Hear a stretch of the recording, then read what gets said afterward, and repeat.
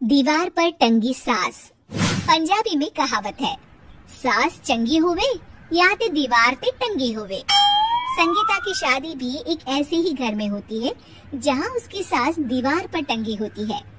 ससुर और पति शादी के पहले दिन उसे सास के फोटो के सामने ले जाते हैं, जहां ससुर जी कहते हैं, बेटा बेटा संगीता, ये तुम्हारी सास थी, बहुत नेक और भली, लेकिन थोड़ी गुस्सैल थी। गुस्सा आने पर सब तहस नहस कर देती थी, पर अब ये इस दुनिया में नहीं है। हाँ संगीता, माँ होती तो तुम इनकी कोई बात टाल नहीं सकती थी, वरना तो माँ घर में भूचाल ले आती।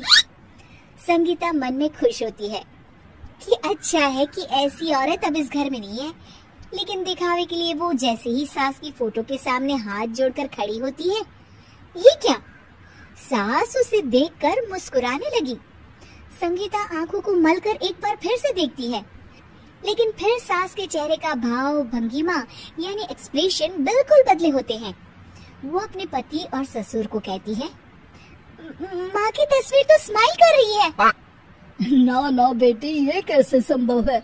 जरूर तुम्हें कोई गलती हुई होगी, ऐसा कैसे हो सकता है? लगता है तुम शादी की सारी फॉर्मेलिटी करते करते थक गई हो, तुम्हें आराम की जरूरत है संगीता। खैर, सारे संगीता की बात को इग्नोर कर कमरे में चले जाते हैं। वैसे सास की फोटो पर एक्सप्रेशन एक के बाद एक बदलते ही रहते हैं। सुबह होती है, पति और ससुर को काम पर भेजकर संगीता कमरे की सफाई करने में लग जाती है कि तभी उसे आवाज आती है, टेबल ठीक से साफ करो। ऐसे भी कोई टेबल साफ करता है? इससे अच्छा तो ये गंदा ही था। किसी औरत की आवाज सुन संगीता दंग रह जाती है और सोचने लगती है कि आवाज कहाँ से आई। आवाज को नजरअंदाज कर वो फिर से अपना काम करना शुरू करती है, लेकिन इस बार तो आवाज बिल्कुल उसके कान के पास से आती है। मेरा घर है ये, जब तक मैं थी चमका कर रखती थी, हर एक चीज शीशे की तरह थी। तुम्हें तो ना सफाई आती है ना कुछ पता है। क्यों तुम्हें मेरे घर की जिम्मेदारी दे दी गई है? पता नहीं तुमने मेरे बेटे को क्या दिखाई दिया।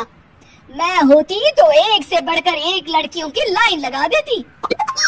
अब संगीता को समझने में देर नहीं लगी कि ये आवाज किसी और की नहीं बल्कि उसकी सास की है, जो दीवार पर टंगी है। वो उसके पास जाती है और कहती है, नमस्ते सासू माँ, मुझे तो कल ही लग रहा था कि दीवार में कुछ काला है। वो दीवार नहीं, दाल होती है पगली। सही पकड़े हैं सासू माँ। तो क्या हो गया आपको जो आप यहाँ भी चैन से नहीं बैठी हैं? सुना मैंने आपका व्यवहार काफी गुस्से वाला था। चुप रहे तू, ज्यादा बकर बकर ना कर। घर का काम करना तो आता नहीं, आई है मुझसे बहस करने। हाँ देखिए सासू माँ, मैं आपसे साफ साफ कह देती हूँ, मुझसे पंगा लेने की कोशिश मत करिएगा। तभी पीछे से संगीता का पति आता है। अरे संगीता, किससे बात कर रही हो? कौन है वहाँ? संगीता की सास की फोटो फिर से पहले जैसी हो जाती है। आपकी माँ से कह रही थी कि मुझे काम करना आता। अरे संगीता, माना सास के ताने हर बहू को अच्छे लगते हैं, लेकिन यहाँ तो माँ है ही नहीं, तुम तो फोटो से ही। तुम भी लाजवाब हो संगीता।